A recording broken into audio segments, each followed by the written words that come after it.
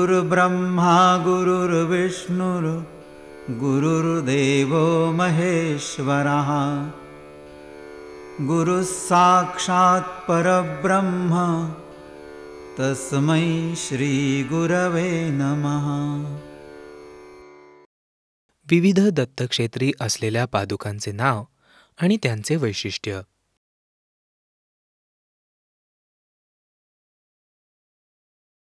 गाणगापूर येथील पादुकांना निर्गुण पादुका असे म्हणतात. या पादुकांचे वैशिष्ट्य म्हणजे या पादुकांना हात लावल्यावर जिवंतपणाची जाणीव होते.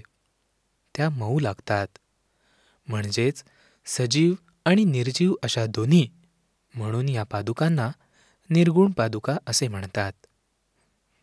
दुसरे तीर्थक्षेत्र आहे नरसोबाची वाडी. येथील पादुकांना मनोहर पादुका असे म्हणतात. मूळ वाळूच्या पादुकांवर चांदीच्या पादुका आहेत. तिसरे तीर्थक्षेत्र आहे औदुंबर. येथील पादुकांना विमल पादुका असे म्हणतात. विमल म्हणजे अतिशय शुद्ध, पवित्र.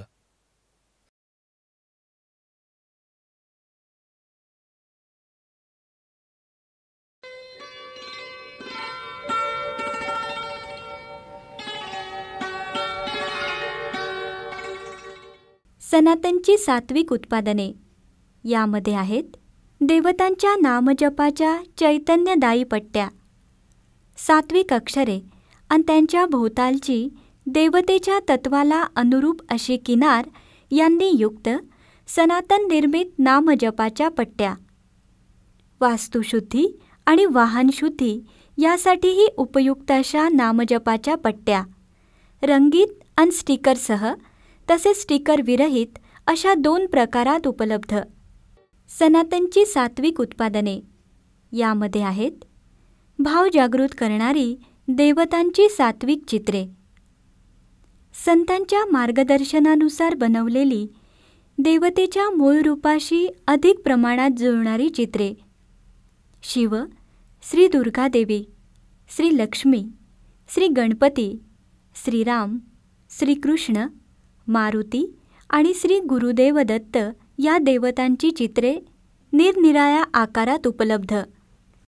सनातनची सात्विक उत्पादने. यामध्ये आहेत सनातन निर्मित देवतांच्या सात्विक चित्रांची पदके,